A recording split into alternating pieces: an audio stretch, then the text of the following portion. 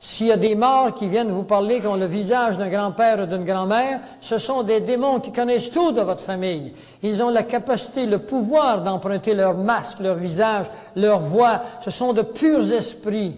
Ils ont des pouvoirs incroyables. Et c'est comme ça, il dit, qui arrivera du temps de Noé, arrivera du même au jour du Fils de l'homme. Nous sommes à cette époque. Ça n'est une autre raison qu'il faut que vous croyiez que nous sommes à la fin des temps.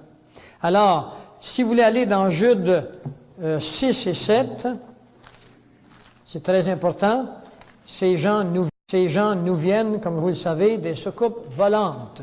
Les soucoupes volantes, contrairement à ce que vous avez pu croire jusqu'à date, ne sont pas des objets qui viennent d'une autre planète. Ce ne sont pas, comme le disait Kenneth Arnold en 1947, qui fut un des premiers à voir les soucoupes volantes au-dessus du Nouveau-Mexique. Ce ne sont pas des extraterrestres. Ils ne viennent pas d'une autre terre ou d'une autre galaxie. J'espère que vous m'écoutez bien. Est-ce que le son est assez fort? Ces entités sont des extradimensionnels. Ils ne viennent pas d'une autre planète, ils viennent d'une autre dimension. Vous et moi vivons dans la longueur, dans la largeur et dans la hauteur. Votre esprit vit dans une autre dimension, mais vous n'êtes pas conscient de cela. Mais eux ont cette capacité de quitter les lieux que Dieu leur a ordonnés, de venir sur cette terre, de se matérialiser, de prendre la forme de femme brillante, quelle qu'elle soit. La Bible nous dit que Satan a la capacité de se déguiser en ange de lumière. Allez pas croire qu'un ange de lumière, c'est pas beau. Il a cette capacité. Allez dans Jude 6 et 7, vous allez lire quelque chose d'extraordinaire. J'ai fait 15 ans de recherche sur les ovnis. Je n'ai pas beaucoup de temps d'en parler ce soir. J'ai des documents ici avec le docteur Hynek qui a été payé par le gouvernement américain. On fait pour des centaines de millions de dollars de recherche. Et le mouvement évolutionniste Ordo Ab Chao ont installé en Texas et puis en Californie des champs immenses, des antennes qui sont sur l'univers, qui attendent avec le docteur Paul Sagan, Carl Sagan, qui attendent des codes qui viennent des autres planètes. Et ceci a coûté des centaines de millions de dollars pris dans la poche des payeurs de taxes pour concrétiser une doctrine fausse. Alors les Illuminati croient que nous venons, qu'il y a d'autres vies ailleurs. Durant le temps que le peuple croit qu'il y a de la vie ailleurs, eh bien ce peuple est endormi pour qu'eux continuent à chercher avec les dollars de la drogue et autres pour faire des recherches pour comment contrôler ce peuple entièrement par la technologie moderne. J'en dis des choses, hein? La Bible annonce pourtant. Jude 6 et 7. Je vais commencer à 5. Il est dit ceci. Je veux vous rappeler, à vous qui savez fort bien toutes ces choses, que le Seigneur, après avoir sauvé le peuple et l'avoir tiré du pays d'Égypte, fit ensuite périr les incrédules. À chaque fois que Dieu intervient dans l'humanité, il fait périr les incrédules. Quand il a fait son arche, il a dit à tout le monde, Noé a enseigné 120 ans d'entrer dans l'arche, que le jugement viendrait. Et le dernier jour, il est entré dans l'arche, puis les gens riaient de lui. Les gens partaient des pays étrangers pour venir voir ce fou qui se faisait une arche, puis il n'y avait même pas d'eau. Il faut au moins qu'il y ait de l'eau pour avoir l'air logique. Il n'y avait pas d'eau, il a bâti son arche sur le terrain sec. Et quand le dernier jour est venu, Noé a dit aux gens d'entrer dans l'arche. Et une paire d'animaux de toutes les espèces sont entrés. Ce sont des anges de Dieu qu'ils ont fait rentrer. Et les savants, les scientifiques ont calculé la longueur de l'arche telle que la Bible nous dit, puis ils ont trouvé tout à fait mathématique que c'était possible. N'allez pas croire que je suis naïf. J'ai investigué avant de vous dire ces choses. Et si vous pensez que je suis naïf et que vous ne l'êtes pas parce que vous n'investiguez pas, eh bien, vous ferez partie du peuple qui est des incrédules. Je vous invite à croire. Je ne vous oblige pas à croire, mais je vous invite à croire. Alors, il est marqué ceci. Il les fit ensuite périr les incrédules qu'il a réservés pour le jugement du grand jour. Il a enchaîné éternellement par les ténèbres les anges qui n'ont pas gardé leur dignité, mais qui ont abandonné leur propre demeure. La Bible nous dit que les démons ont abandonné la demeure dans laquelle Dieu leur avait ordonné de rester, et ils sont venus sur la planète Terre. Que Sodome et Gomorrhe et les villes voisines qui se livrèrent comme eux à l'impudicité, à des vices contre nature, donc à l'homosexualité, sont donnés en exemple subissant la peine d'un feu éternel. Ce qui veut dire que l'homosexualité, c'est une séduction satanique dans le cerveau des homosexuels. N'allez pas croire que l'homosexualité est acceptable aux yeux de Dieu. Elle l'est devenue aux yeux des hommes. Elle ne l'est pas aux yeux de Dieu. C'est un choix que vous devez faire. N'allez pas croire que vous êtes foutus parce que vous êtes homosexuel. Je connais beaucoup de monde qui sont homosexuels. Ils ne l'ont pas voulu. Pas de leur faute. Je suis arrivé au monde pécheur, moi. Je ne l'ai pas voulu. C'est génétique qu'on est pécheur. Mais il y a une solution pour votre homosexualité. Il y a une solution pour l'homme naturel que vous êtes, qu'il n'y a pas d'issue pour l'homme naturel. Autre que ce que Dieu nous enseigne. Je vais vous montrer dans un instant. Ce que je voulais mettre en lumière ici, c'est que la Bible nous dit que des anges ont quitté leur demeure naturelle, les non naturelles, demeure que Dieu leur a donnée, sont venus sur la planète Terre, et puis ont eu des relations sexuelles avec des femmes, ont engendré des génétiques qui ont changé. Dieu a de perversité. Dieu a dû laver la terre complète. Il a pris la génération de Noé qui n'avait pas été touchée génétiquement. Il a refait le monde avec, et le monde est de retour où il était. Et si Dieu a toujours puni l'humanité quand il l'a fait, s'il a toujours jugé, il va le faire bientôt. Et vous le verrez dans Matthieu 25 au verset 41. Prenez-le en note, vous le lirez chez vous. Matthieu 25, le verset 41. Il dira, « Retirez-vous de moi, maudit. Toute personne qui rejette Christ est un maudit. » Ce n'est pas un pécheur qui est maudit. Tout le monde est pécheur. C'est celui qui rejette Christ. Ce n'est pas votre faute d'être arrivé au monde pécheur. Vous n'y pouvez rien. C'est génétique, le péché. Il dira, allez au feu éternel qui a été préparé pour le diable et pour ses anges. L'enfer n'a donc pas été créé pour les hommes. Elle a été créée pour le diable et ses anges. Mais étant donné que vous n'avez pas voulu du salut, les hommes n'ont pas voulu du salut, eh bien Dieu les a laissés là. Et c'est l'ennemi qui les a ramassés. Maintenant, je termine avec le numéro 8. C'est « Je vis les âmes de ceux qui avaient été décapités ». C'est dans Apocalypse 20, le verset 4. « Je vis les âmes de ceux qui avaient été décapités à cause du témoignage de Jésus, à cause de la parole, qui n'avaient pas reçu la marque de la bête et qui n'avaient pas adoré son image. » Oh là là, ça c'est extraordinaire. Alors, il s'agit ici de Apocalypse 20, c'est Jean, l'apôtre Jean, qui est sur l'île de Patmos en l'an 95. C'est un ange qui lui montre toutes ces choses qui vont arriver. Il dit, « Je vis les âmes de ceux qui avaient été décapités. » Alors, il est au ciel, on le voit dans Apocalypse 4, 1. L'Église est enlevée dans Apocalypse 4, 1.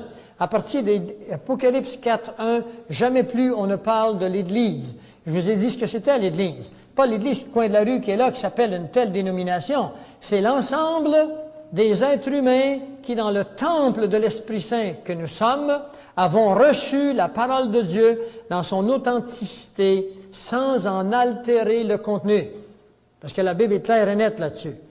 Vous serez sauvés si vous le retenez dans les termes que je vous l'ai donnés.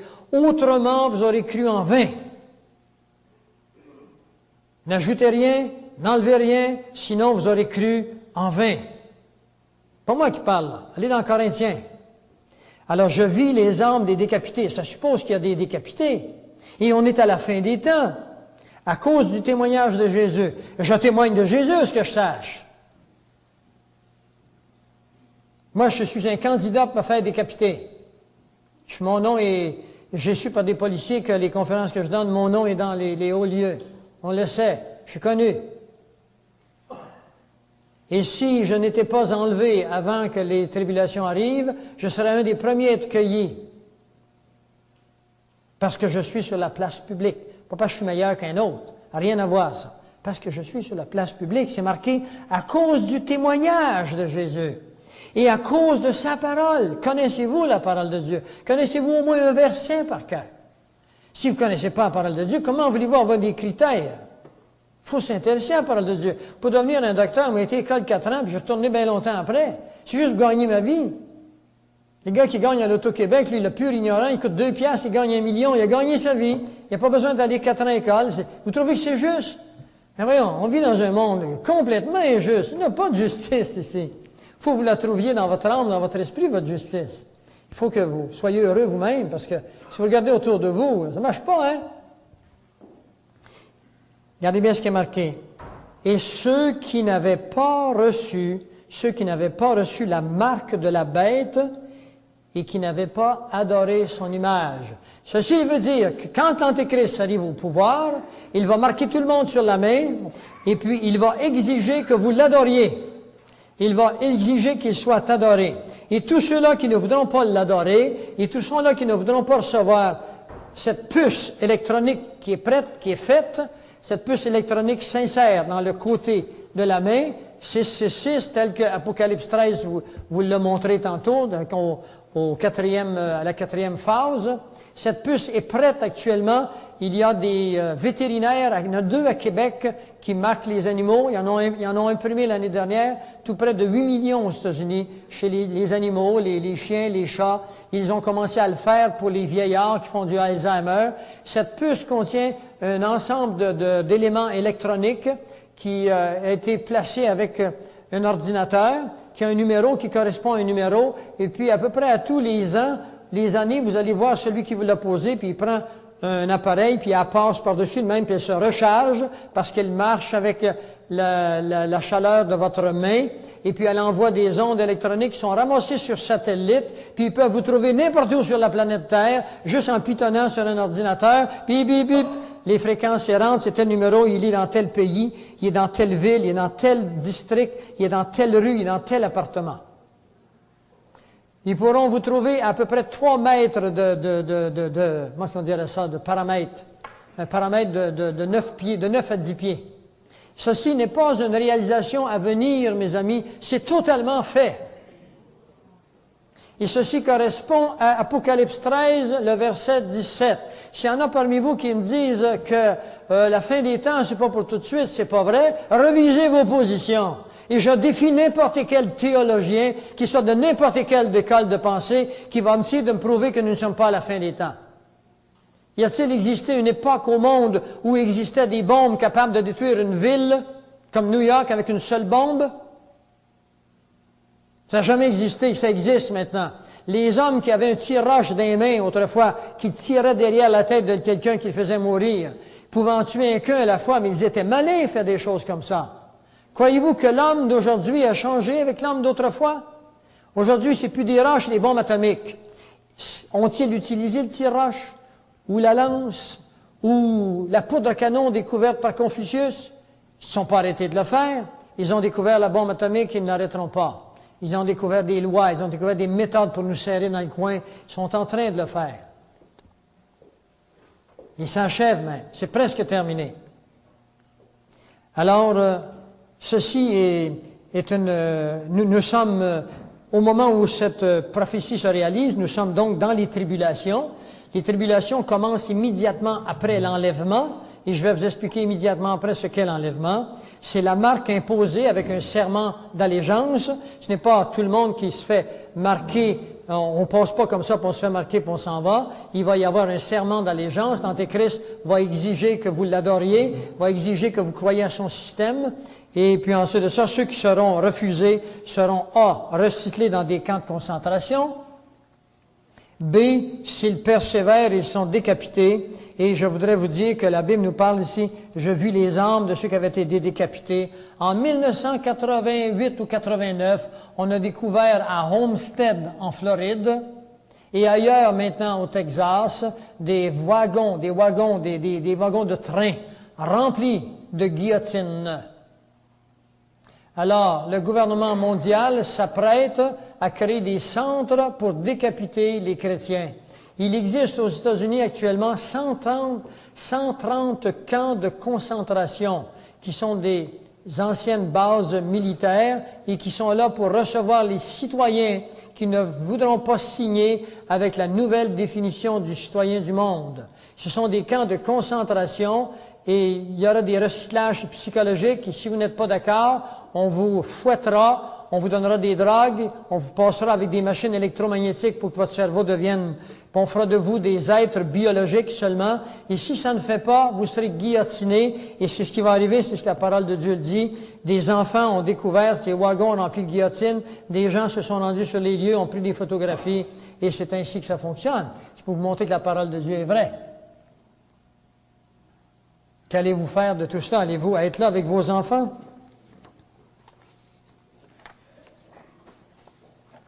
Eh bien, je voudrais vous apporter une solution à tous ces bobos. Isabelle, le dernier acétate, je ne l'ai pas, moi, sur la pomme. Je ne l'ai pas, moi. Je voudrais, avant de la mettre là, je voudrais vous dire ceci. Vous avez tous entendu parler de l'explosion qu'il y a eu à Omaha. Vous vous souvenez, l'explosion qui a eu lieu? Eh bien, une semaine après, on m'a faxé, venant d'un sismographe qui est à Omaha, on m'a faxé ce sismographe ici qui montre qu'il n'y a pas eu une explosion, mais qu'il y en a eu 2 explosions. Et les explosions ont été de l'intérieur de la bâtisse et non de l'extérieur de la bâtisse. Et des experts en armement américains ont pu démontrer que le Jeep ou l'automobile ou le camion qui était à l'extérieur, à cause que l'explosion qui s'est faite n'aurait jamais pu briser les murs comme elle l'a fait, c'est des bombes qui ont été placées à l'intérieur de la bâtisse et on a des preuves maintenant qu'ils ont été placés par la CIA elle-même, même s'il fallait tuer des enfants. C'est la CIA qui l'a fait dans le but d'accuser les milices aux États-Unis qui entreront bientôt en guerre avec le gouvernement américain. Alors, je voulais vous montrer ces choses-là. Ça m'a été envoyé par John Trachman, qui est le chef, si vous voulez, en charge des milices américaines. Je lui ai parlé au téléphone, il a dit avez-vous un fax? J'ai dit oui, il dit pesez dessus, puis il m'a mis ça dessus, puis il m'a envoyé ce document que vous pouvez avoir des photocopies si bon vous semble, mais je ne vois pas l'utilité. Maintenant,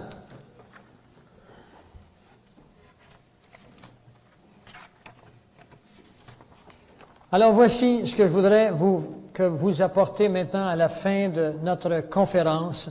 Je voudrais que je vous ai montré, j'espère, qu'il y a dans ce monde une conspiration contre l'homme et contre Dieu, contre son oint. Les Juifs l'ont retranché, mais la plupart des gens de l'humanité l'ont également retranché. Quand Adam et Ève sont sortis du paradis terrestre, c'est parce qu'ils avaient désobéi.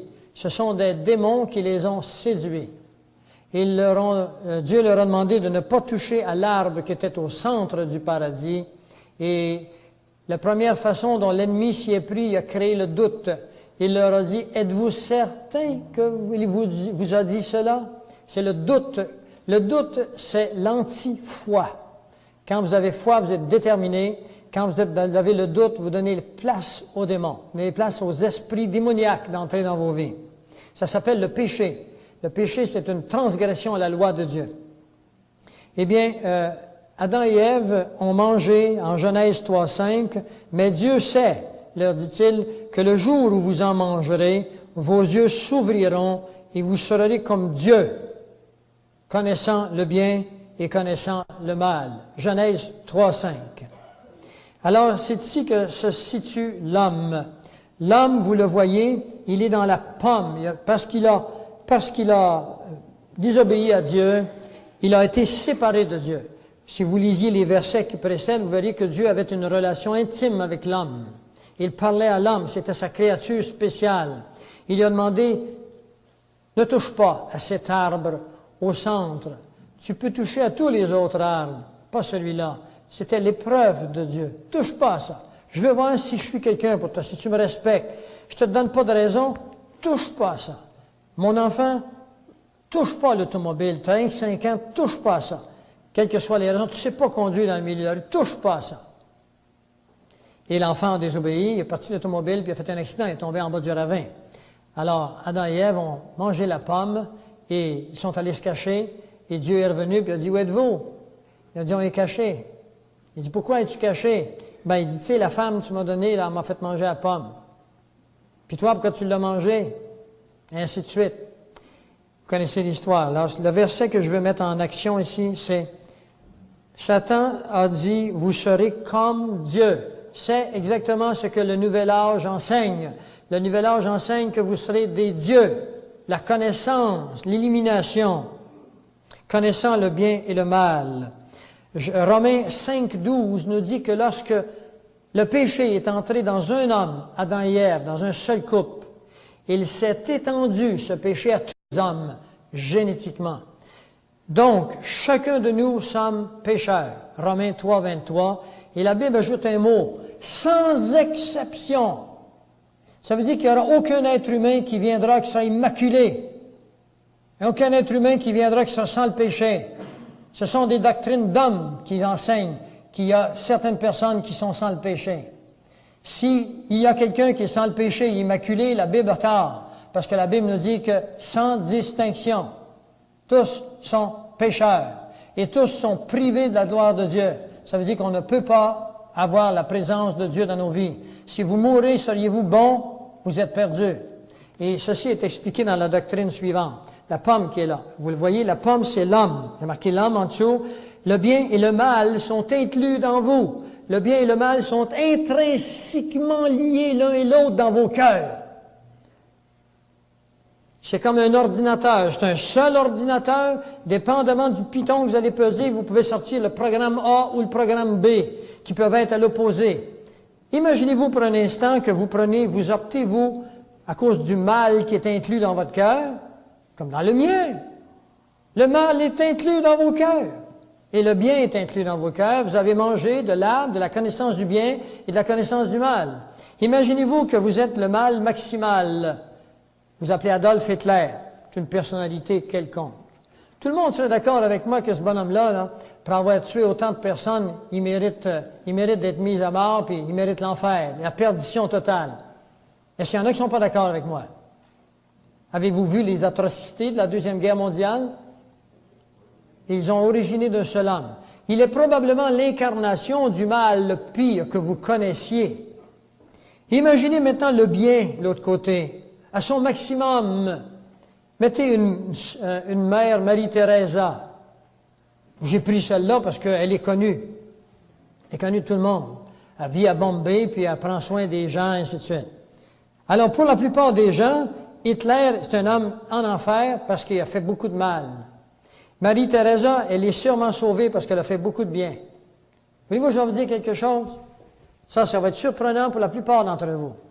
Sœur Marie-Thérèse, au bout dans le bien, ou Adolf Hitler dans le mal, sont tous les deux des hommes naturels. Parce que le bien et le mal sont inclus dans le cœur de Marie-Thérèse et le mal dans le cœur d'Adolf Hitler. Ça dépend du programme du piton qu'ils ont pesé dessus. Une qui a choisi de faire le bien, l'autre de faire le mal. Mais je veux que vous sachiez qu'ils sont tous les deux des hommes qui sont perdus tous les deux aux yeux de Dieu. Tous les deux sont perdus aux yeux de Dieu. Vous ne pouvez pas vous justifier parce que vous avez fait le mal, que vous êtes perdu. Vous ne pouvez pas vous justifier parce que vous avez fait le bien, que vous êtes sauvé. Cela n'a rien à voir avec le salut. Le bien a beaucoup à voir avec la sanctification. Mais la sanctification ne vient jamais avant la justification. Vous devez d'abord être trouvé juste aux yeux de Dieu avant de vous sanctifier. Toute sanctification qui se fait à partir de vos mérites ne vaut rien aux yeux de Dieu. Vous devez d'abord passer de l'autre côté. Aux yeux de Dieu, il y a un fossé entre l'homme et entre Dieu. Vous le voyez, ce fossé? Il y a un seul pont pour franchir ce fossé, puis il s'appelle Jésus-Christ. Que vous soyez bon, que vous soyez méchant, vous n'êtes pas perdu parce que vous êtes méchant, vous n'êtes pas sauvé parce que vous êtes bon, vous êtes perdu parce que vous n'avez pas accepté Christ, et vous êtes sauvé parce que vous avez accepté Christ. Quel que soit l'état de votre esprit, vous êtes un homme naturel tant que vous n'avez pas accepté Christ. Le jour où vous êtes accepté Christ, vous êtes désormais sauvé. Et dans Romains 11, 32, il est marqué ceci, « Dieu a enfermé tous les hommes dans la désobéissance pour faire miséricorde à tous. » Il faut s'entendre ici, ça ne veut pas dire que tous les hommes sont sauvés, que tous les hommes, Dieu va leur faire miséricorde. Il va leur faire miséricorde uniquement en fonction de l'œuvre accomplie. Et on va prendre l'autre page maintenant, et on termine ici. Et si vous ne comprenez pas avec ça, je ne pourrai jamais vous faire comprendre mieux. Dans Romains 3, le verset 23 et 24 nous dit ceci. Car tous ont péché et tous sont privés de la présence de Dieu.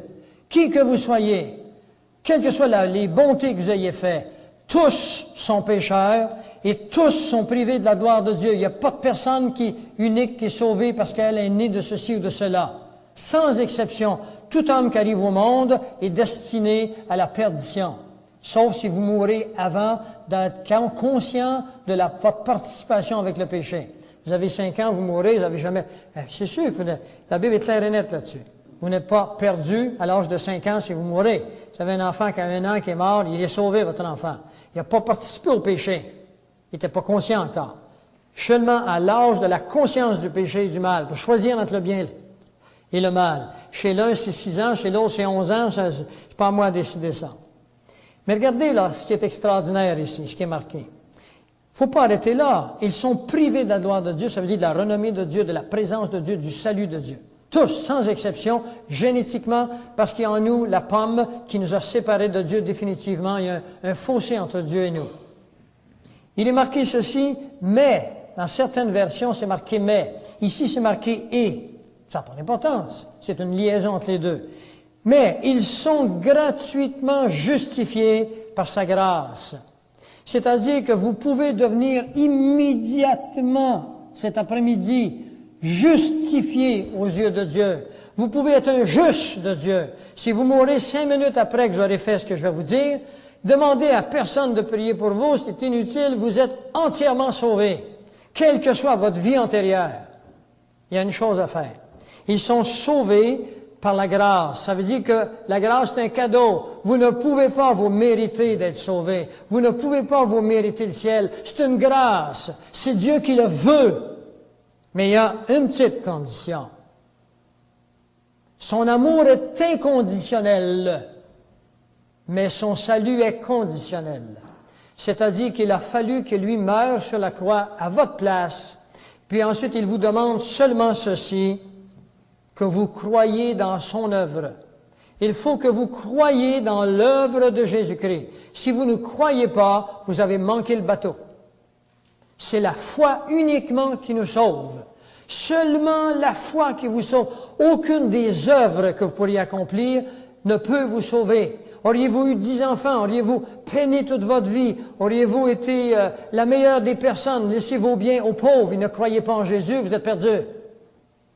Parce que ça s'appelle une œuvre, des œuvres. Et vous n'êtes pas sauvés parce que vous avez fait des œuvres. C'était bon pour l'Ancien Testament. Vous êtes sur le Nouveau Testament. Vous êtes sauvés par le moyen de la rédemption, ça veut dire le rachat, qui se trouve uniquement en Jésus-Christ.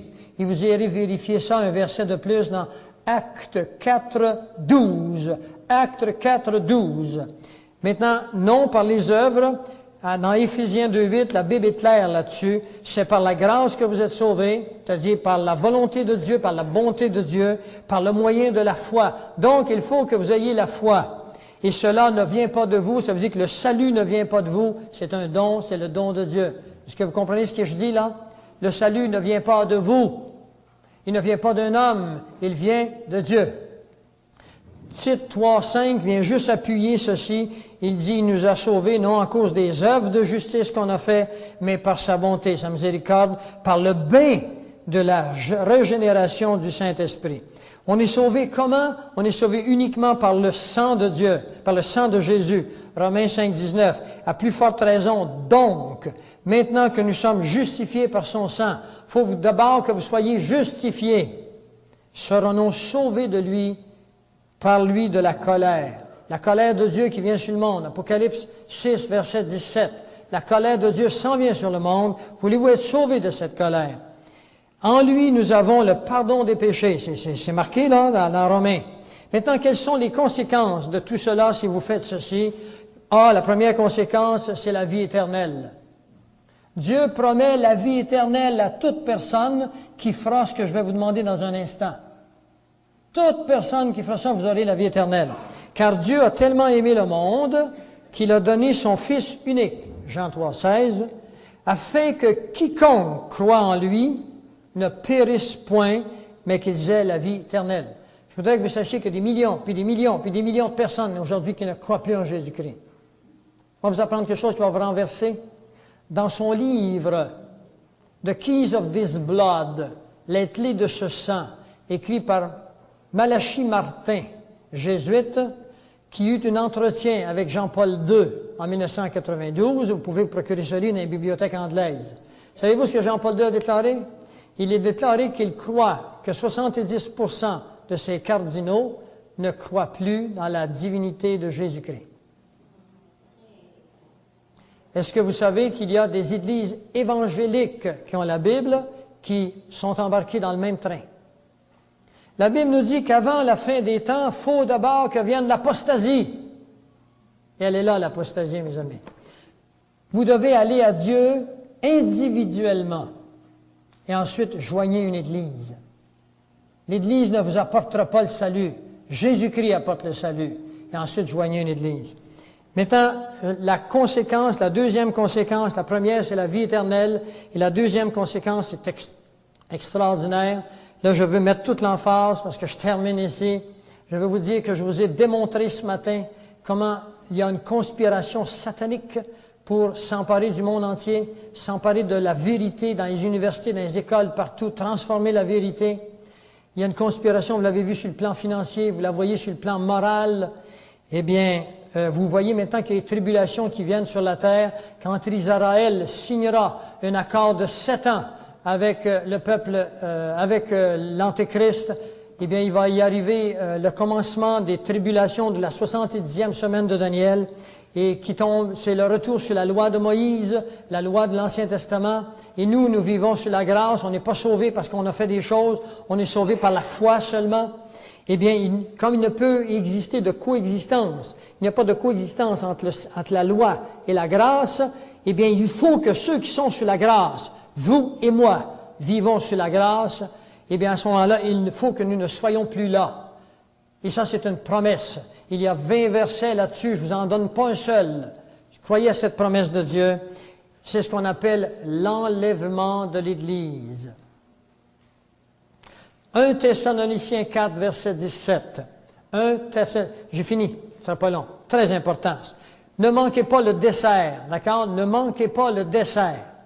Parce que tout ceci n'aura servi à rien si je ne vous annonce que de mauvaises nouvelles. Ensuite, nous les vivants qui serons restés, nous serons tous ensemble, enlevés avec eux sur des nuées à la rencontre du Seigneur dans les airs. Ça, c'est dans Thessaloniciens. Bientôt, mes amis, avant la signature d'Israël, vous allez voir des cimetières qui vont s'ouvrir. Les morts qui sont morts dans l'espérance de Jésus-Christ vont sortir des cimetières. Vous le verrez dans la parole de Dieu. 1 Thessaloniciens 4, versets 15, 16, 17. Les morts vont sortir, vont aller probablement visiter des familles quelque temps, je ne sais pas. C'est arrivé quand Jésus-Christ est ressuscité. L'historien Josephus nous dit qu'environ 12 000 personnes sont ressuscitées quand Jésus est ressuscité avec lui. Et ils se sont promenés dans les rues de Jérusalem. Et ensuite, nous les vivants, alors c'est vous, notre époque, c'est notre époque que ça va arriver, ça. D'ici quelque temps, eh bien, nous allons être enlevés, nous allons disparaître entièrement. Parce que Thessaloniciens nous dit que nous n'avons pas été destinés à la colère. Vous n'avez pas été, si vous êtes justifiés devant Dieu, destinés à la colère. Nous allons être enlevés, puis ça va être un chaos dans le monde. Il y a déjà beaucoup de réclames, de panneaux, de dessins là-dessus, sur l'enlèvement des croyants qui disparaissent subitement avec nos corps, parce que nos corps seront transformés. Nous pourrons nous aller aussi vite que la lumière. Faut que vous sachiez ces choses-là. Ça fait partie de la parole de Dieu, mes amis. Ce sont les promesses que Dieu vous a réservées. Allez-vous passer votre vie dans l'ignorance, puis à vivre dans l'angoisse? Nous avons un Dieu qui est bon. Mais nous avons également un Dieu qui est juste. Et parce qu'il est juste, il ne permettra pas que le péché entrent dans le royaume des cieux. Parce que si les pécheurs entrent dans le royaume des cieux avec le péché, ce sera le retour vers la rébellion. Et je suis fatigué, moi, de vivre dans un état, dans un monde où on peut te faire tuer sa rue à tout moment. Vous n'êtes pas fatigué de ça? Eh bien, voulez-vous passer de la classe des individus qui seront marqués, voulez-vous passer de la classe des individus qui vont rentrer dans les tribulations à la classe d'individus qui vont être enlevés dans un avenir immédiat, prochain? Ça peut être demain, ça peut être n'importe quand. Personnellement, moi, il y a beaucoup d'écoles de pensée là-dessus. Il est vrai qu'il n'y a pas d'indication, ça peut être n'importe quand, mais je pense que l'enlèvement va se faire un peu avant la signature de l'Antéchrist, ce bonhomme président d'une grande confédération de la terre avec le peuple d'Israël. C'est clair et net que la 7e semaine, la 70e semaine que je vous ai expliqué, qui est la dernière semaine, c'est le retour sur la loi et c'est le retour de la loi de Moïse, et on ne peut pas être là. Et le Seigneur nous a promis qu'on ne sera pas à travers ces tribulations. Alors, je vais vous inviter à quelque chose de très spécial. Est-ce qu'il y en a parmi vous qui êtes conscients ce soir, cet après-midi? Êtes-vous conscient que j'ai montré tantôt la pomme?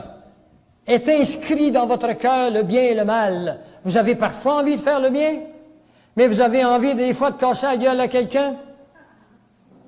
Eh bien, ça, c'est le mal qui est inscrit là. Et si vous preniez ce mal, que vous l'apportez jusqu'à ses limites, vous ne seriez peut-être qu'un Adolf Hitler, vous aussi. Et si vous portez ce bien et que vous l'amenez à la limite, vous seriez peut-être une Marie-Thérèse, vous aussi. Mais je voudrais que vous sachiez que vous ayez à gauche ou à droite, c'est le même ordinateur, vous êtes un homme. Et à ce titre, vous êtes séparés de Dieu. Il faut passer sur le pont. Et le pont exige, pour passer sur le pont, ça exige ceci. D'abord, que vous reconnaissiez que vous êtes pécheur. Êtes-vous capable de reconnaître que vous êtes pécheur? Combien lève la main que vous connaissez que vous êtes pécheur? Moi, je le reconnais en tous les cas. Êtes-vous pécheur? Levez la main. Mais levez-la! Vous êtes devant Dieu, mes amis. Êtes-vous pécheur? Vous voulez-vous que Dieu aille vous chercher? Non, j'y vais pas, il veut pas. Non, il veut pas. Voulez-vous qu'il vienne vous chercher? Levez-la, cette main. Je suis drôle, hein? Il faut cesser de jouer à cachette à un moment donné. Êtes-vous chrétien? Dites-le, sans ruse, vous êtes chrétien. Premièrement, acceptez que vous êtes pécheur. Vous savez une chose, hein, quand vous acceptez que vous êtes pécheur, vous venez tout de suite de vous séparer d'une million de multitudes qui disent qu'ils sont des dieux et que le péché n'existe pas. C'est déjà beaucoup, vous savez. Deuxièmement, acceptez-vous que vous avez besoin d'un sauveur. Acceptez-vous que le mal et le bien sont inclus dans la pomme de votre cœur. À ce titre, vous êtes foutus. Mais Dieu a envoyé Jésus afin que son sang qui coule soit le sacrifice par excellence qui plaise au Père, non pas parce qu'il est sadique, mais parce qu'il aime son Fils. Et que si vous êtes couverts de son sang par la foi, que vous soyez inclus dans sa résurrection. C'est ça. Le plan du salut. Le plan du salut, acceptez que vous êtes pécheur. Deuxièmement, voulez-vous accepter Jésus, Christ, incarné comme le sauveur de votre vie. Si vous voulez l'accepter comme le sauveur de votre vie, levez la main. Baissez-la si vous ne voulez pas l'accepter. Laissez la main. Est-ce que vous voulez accepter maintenant Jésus comme le Seigneur de votre vie? C'est lui qui mène maintenant. Ce n'est pas les hommes, c'est lui qui mène. Levez la main si vous voulez l'accepter comme sauveur, comme Seigneur de votre vie. Mes amis, si vous étiez sincères dans votre cœur, vous avez accepté que vous êtes pécheur, vous avez accepté que c'est Jésus qui sauve, vous venez de franchir le pont. Vous êtes désormais une nouvelle créature, vous le lirez dans 1 Corinthiens 5, le verset 17. Vous étiez mort et maintenant vous êtes vivant aux yeux de Dieu. Et je voudrais que vous sachiez ceci. Romains 8, 1 vous dit qu'à partir de ce moment, il n'y a plus aucune condamnation pour vous. Si vous avez accepté que vous êtes pécheur, que Jésus-Christ a payé la place, a payé vos péchés, Colossiens 2, 14, c'est lui qui a payé pour vos péchés. Vous n'avez pas à payer pour vos péchés. C'est lui qui a payé le coût pour vous. Vous êtes inclus dans son corps et le coût a déjà plu au Père. Romains 8, 1. À partir de ce moment-ci, vous êtes sauvés pour toujours. Sachez-le, la foi, ce n'est pas une émotion. Si ça vous apporte des émotions, tant mieux pour vous. Mais la foi n'est pas une émotion, c'est une compréhension du plan de Dieu. Si vous avez accepté que c'est son sang et non pas le vôtre, maintenant, une fois que vous êtes sauvés, à vous maintenant de connaître mieux ce Jésus-Christ, à vous de vous acheter une Bible, parce que ça, c'est sa parole. Ça, c'est son message. C'est son plan pour vous, de l'étudier, cette Bible, et à vous de le suivre. Parce que si vous ne suivrez pas ce Christ, si vous n'allez pas dans des milieux où on enseigne la parole de Dieu, vous allez bientôt retourner dans le monde d'où vous venez. Et vous allez avoir vos philosophies, vos pensées humaines. Le Seigneur veut que nous ayons sa pensée à lui. Alors, je termine cette dernière semaine, c'est le retour sur la loi, et c'est le retour de la loi de Moïse, et on ne peut pas être là. Et le Seigneur nous a promis qu'on ne sera pas à travers ces tribulations.